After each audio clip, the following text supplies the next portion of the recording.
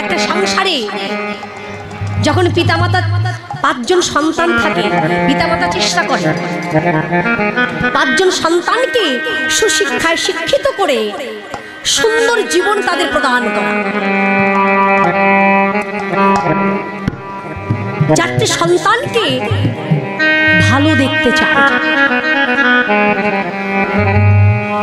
কিন্তু কখনো যদি ওই 4টে সন্তানকে ভালো করতে করতে পিতার যদি বরণ মলিন হয়ে যায়, সেই সন্তানের কি কর্তব্য নয় যে পিতার কাছে জিজ্ঞাসা করা? জানার ইচ্ছা কি তার নয়? জানার কর্তব্য কি তার নয় যে আমার পিতার কি হয়েছে, আমার বাবার কি হয়েছে?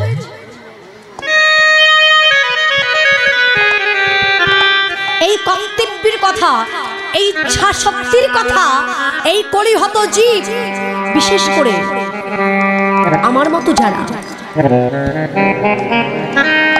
তারা তো ভুলে গেছে। কিন্তু নদিয়ার নবদ্বীপে যারা গৌর প্রিয়, যারা গৌর হরিকে ভালোবাসে, তারা জানে এই বিশ্ব সংসারে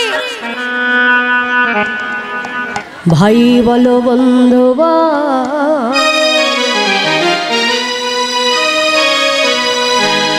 কেউ তো কারণ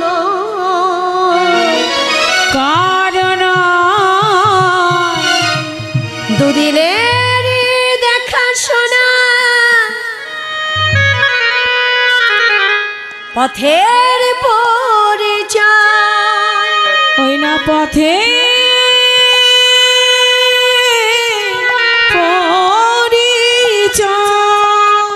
এই জগতে কেউ আপন নয়, আপন একমাত্র আমার পতিত পাবন গৌর হরি।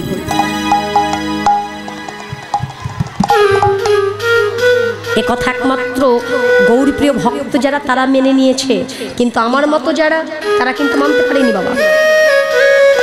তারা মানতে পারেনি, যার কারণে এখনো বিষয়কে আঁকড়ে ধরে আমার করে যাচ্ছে অহরিনিশি, আমার করে যাচ্ছে। বিষয়ে কলির জীব মত্ত নাহি কৃষ্ণ প্রেম তত্ত্ব, এই মত দেখিয়া ধরণী কলি কালো সর্প বিষে মত্ত জীব মিথ্যা রসে না বুঝিল কে বা সে আপন।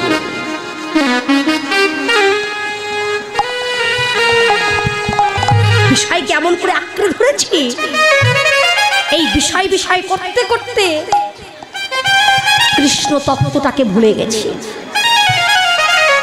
আমার মতো যে ভুলে গেছে আমি কোথায় ছিলাম, কোথায় এসেছি, আবার আমাকে কোথায় যেতে হবে। আমি ভুলে গেছি আমি যেখানে এসেছি তো আমার ক্ষণকালের জায়গা, এটা আমার নিজের নয়, এটা আমি পরের ঘরে এসেছি, পরের ঘরে এসেছি। এই যে আসা যাওয়া, আসা আর যাওয়া, এই আসা যাওয়ার মাঝখানে যে জায়গাটুকু আছে, বাবা যখন এসেছিলাম তখন কিন্তু আমার মনে ছিল আমি কি করতে যাচ্ছি। তখন আমার মনে ছিল যে আমি কি করতে ওই ধরাধামের মাটিতে যাচ্ছি। এই কথাটাই আবার কখনো মনে পড়ে যখন যাবার সময় হয়।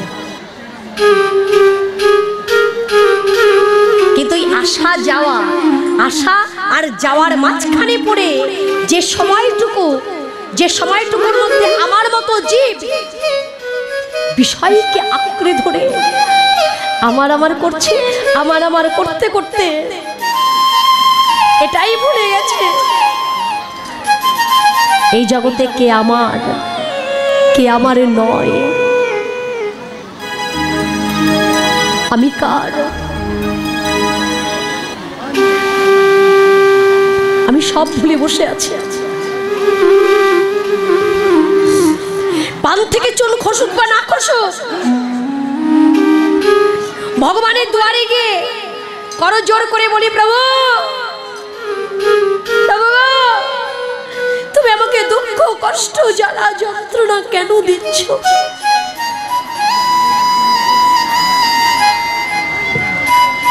এই যে দুঃখ কষ্ট জ্বালা যন্ত্রণার কথা আমার মতো জীব যে বলছে, বলবার আগে বাবা একবার নয় একাধিকবার বিচার করা উচিত।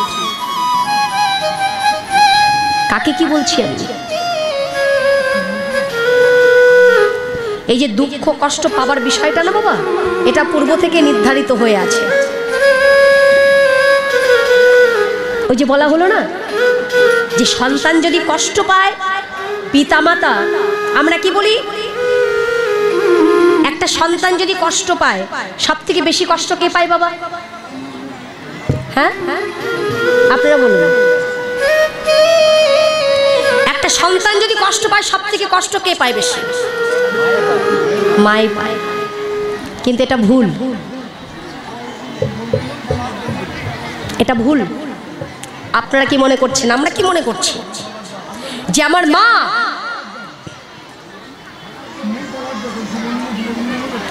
হরে কৃষ্ণ, আমার মা শুধু গর্ভে ধরেছে বলে সে কষ্ট পাচ্ছে, আর আমার পিতা যে কষ্ট পাচ্ছে তা নয়। যার ঔরসে আমি পৃথিবীর আলো দেখেছি সেও কষ্ট পায়। পিতামাতা উভয় কষ্ট পায়। একজনকে আমি ভারী করব আর একজনকে নিচে নামিয়ে দেবো, তা তো হতে পারে না। কৃষ্ণ মহাজন বললেন তদ্রূপ এই প্রাকৃত জগতে, মায়ার জগতে যেমন পিতামাতা কষ্ট পায়, তেমনি জগতেশ্বরে জগৎ পিতা সেও কষ্ট পায়। জগতে যদি কোনো ভক্ত কষ্ট পায়, আমার পতিত পাবন গৌর হরি তিনিও কষ্ট পান। সেই কষ্ট থেকে জীবকে মুক্তি দেবার জন্য, সেই বিষয় থেকে বাহির করবার জন্য অচিন্তময় গৌর হরি চিন্তামণি পাথর স্বরূপ নাম নিয়ে এলেন। কখনো কৃষ্ণ নামে, কখনো কৃষ্ণ ভাবে, কখনো রাধা ভাবে, কখনো কৃষ্ণ ভাবে, কখনো রাধা ভাবে।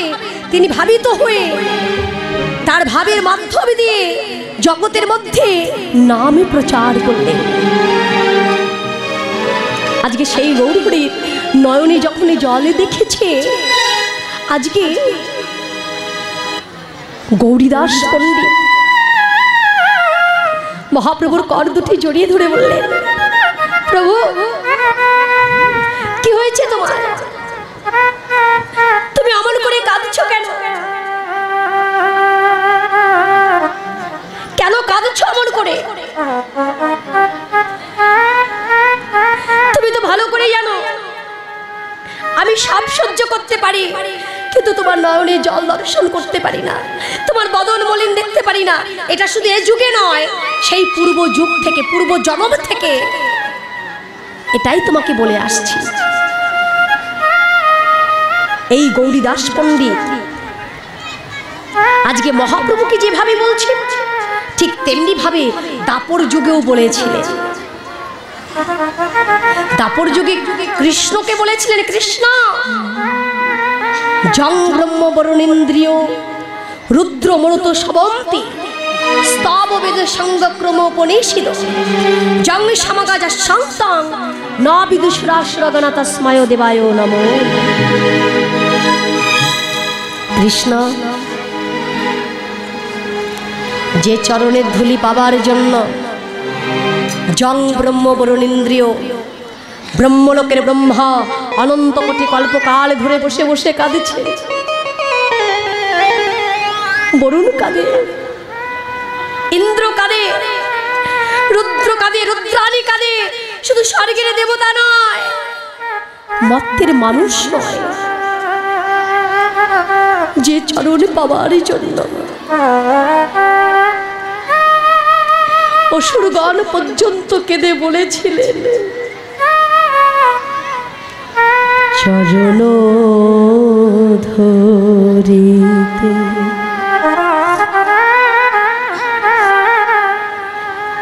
দিও গো আমারে নিও না, দিও না সরায়।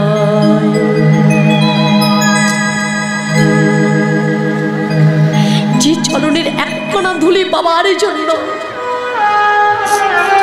অসুরগণ পর্যন্ত কেঁদে আকুল হয়ে যায়। ওরে ভাই কানাই, তোর সেই মলিন বদন দেখলে যে প্রজ্বলিত অগ্নি শিখার নেয় আমার হৃদয় ভূমিতে দাউ দাউ করে জ্বলে ওঠে। সব সইতে পারি, কিন্তু তোর ওই বদন মলিন সহ্য করতে পারি না। ওই মলিন বদন আমি সহ্য করতে পারি না। ধন জন নাহি চাহি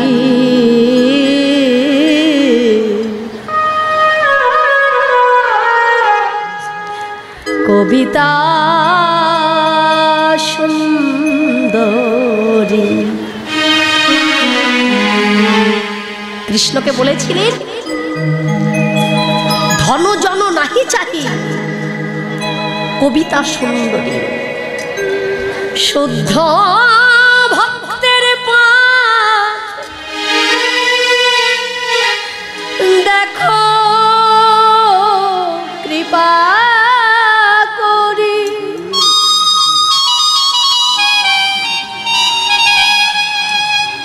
তাহলে যে পূর্ব জন্মে ভগবান শ্রীকৃষ্ণকে ডেকে বলেছিলেন কৃষ্ণ ধন ঐশ্বর্য কবিতা সুন্দরী আমি কিছু চাই না, শুদ্ধ ভক্তের পথে দেখো কৃপা করি। এমন পথে তুই আমাকে আশ্রয় দে যে পথে চলতে চলতে যেন হা কৃষ্ণ প্রাণে কৃষ্ণ বলে ডাকতে পারি।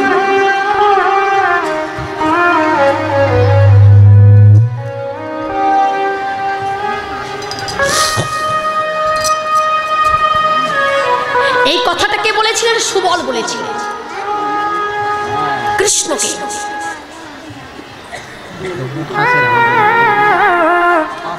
কৃষ্ণকে বলেছিলেন সুবল সখা। তাহলে এই কথাটা এখানে কেন আসছে? আমার একজন বাবা বললেন এখানে বসে যে সুবল মিলন পালাটা হচ্ছে সুবল মিলনই শুনবো, অবশ্যই সুবল মিলন হবে। কিন্তু আমি যখন আসরে এসেছি আমার কমিটির থেকে আমাকে একটা কথা বলে দিয়েছে, দিদি ভাই যে পালাটি আমরা শ্রবণ করব সুন্দরভাবে শ্রবণ করবো, বাবা ধৈর্য ধরে বসতে হবে। আপনি যদি মূল থেকে না শ্রবণ করেন তাহলে কি করে বুঝবেন? এখনো বর্তমানে আমরা কলিযুগে আছি, গৌরচন্দ্রিকা আমাদের আস্বাদন করতে হবে, কারণ আমরা কলিযুগের মানুষ। আর এই কলিযুগের ভগবান হচ্ছেন শ্রীকৃষ্ণ চৈতন্য মহাপ্রভু। তাহলে কলিযুগে দাঁড়িয়ে বৃন্দাবন লীলা যদি আস্বাদন করতে হয় তাহলে আগে নবদ্বীপের ভাবটাকে অনুভব করতে হবে, হৃদয়ঙ্গম করতে হবে, তবে আমরা অনুভব করতে পারবো, বুঝতে পারবো যে বৃন্দাবনে গিয়ে আমরা কি লীলা আস্বাদন করব। মাঝখানে কথার মাঝখানে যদি হট করে একজন উঠে দাঁড়িয়ে বলে দেন তাতে আপনার কি মনে হবে?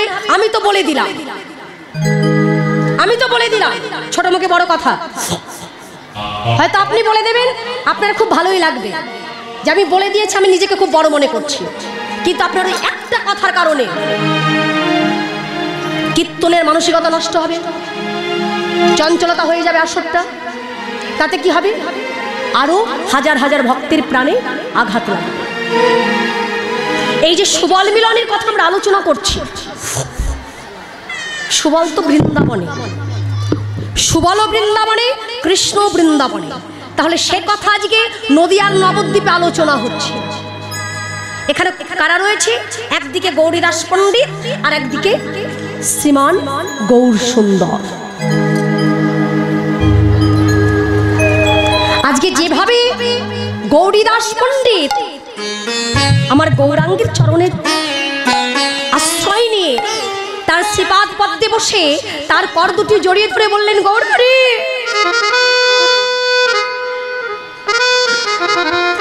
প্রেমের ঠাকুর শ্রীকৃষ্ণ চৈতন্য মহাপ্রভু, যার উদয় হবার সাথে সাথে জীবের অচৈতন্য দূরে চলে যায়, চৈতন্যের উদয় হয়। তার বদন মলিন কেন? আবার এই কথাটাই পূর্ব জন্মে পূর্বলীলায় অর্থাৎ বৃন্দাবনে সুবল শাখা কৃষ্ণকে বলেছিলেন। তাহলে এই দুটো জায়গায় এক করুন। যদি দুটি জায়গায় এক করা হয় তাহলে বিষয়টা কি দাঁড়াবে? কোথায় বৃন্দাবন, কোথায় কৃষ্ণ, কোথায় সুবল শাখা, আর কোথায় নবদ্বীপ, কোথায় শ্রীকৃষ্ণ চৈতন্য মহাপ্রভু, গৌরীদাস পণ্ডিত। বৈষ্ণব মহাজন বললেন চৈতন্য চরিতামৃত লক্ষ্য করো, সেখানে পরিষ্কারভাবে লেখা আছে আজকে যে গৌরীদাস পণ্ডিত তিনি হলেন সেই দাপর যুগের সুবল শাখা। যে শ্রীকৃষ্ণ চৈতন্য মহাপ্রভু তিনি হলেন সেই দাপরের যুগের নন্দসুত কৃষ্ণ। আগে বলা হয়েছে কি বাবা যে গৌরাঙ্গ না হইতো কেমনে হইতো, কেমনে ধরিতাম দে। তাহলে আমার প্রভু যদি না আসতো, কৃষ্ণলীলা করি বাবা, খুব বড়াই করি আমরা।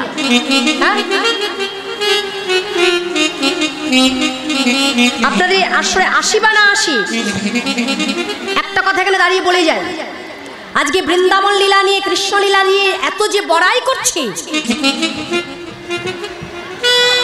এত বিবাদ করি আমরা, কোথায় ছিল বৃন্দাবন?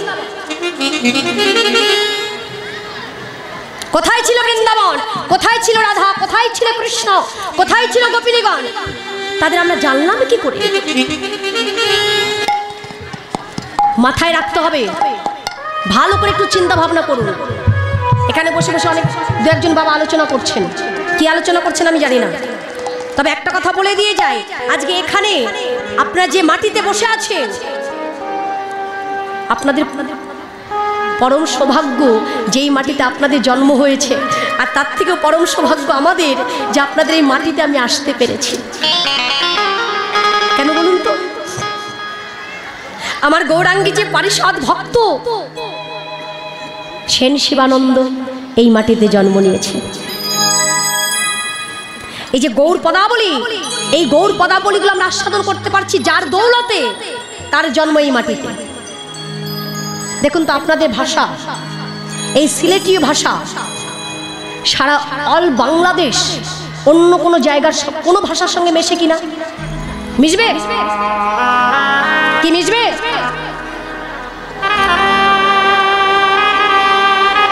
একটু ভালো করে ভেবে দেখবেন যে আপনাদের প্রত্যেকটা ভাষার মধ্যে একটু হলেও রটা কিন্তু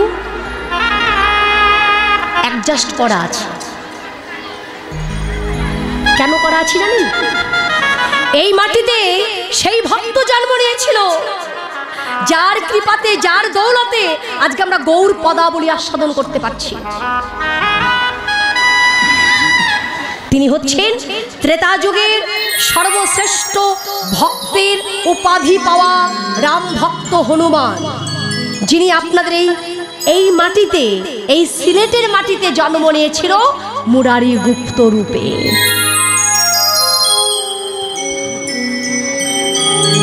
আজকে যাদের কৃপাতে, যাদের দৌলতে আমরা পেয়েছি রাধা কৃষ্ণের লীলা, তাদের কথা আমরা শুনতে চাই না। কোথায় কীর্তনীয় আসরে উঠবে?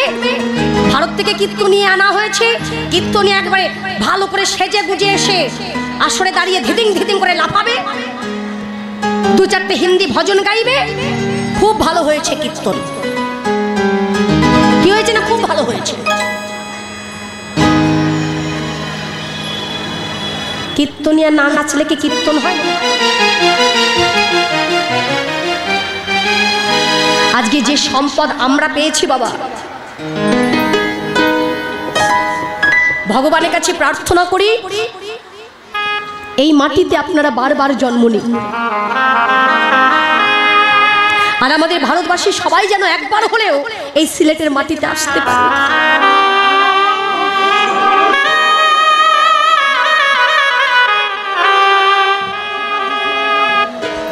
আসতে পারে। এই সোনার বাংলার মাটিতে সোনার ভক্তগণে জন্ম নিয়েছে।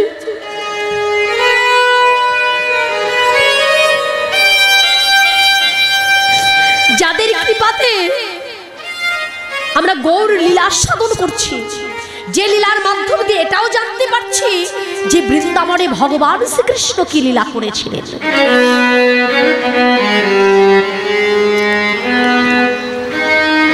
বৈষ্ণব মহাজন বললেন, এই যে গৌরীদাস পণ্ডিত দাপর যুগে যেমন সুবল সখা ছিলেন, আবার ত্রেতা যুগে এই গৌরীদাস পণ্ডিত কিন্তু রাক্ষস বংশেরই একজনা ছিলেন। তাহলে রাক্ষস বংশ থেকে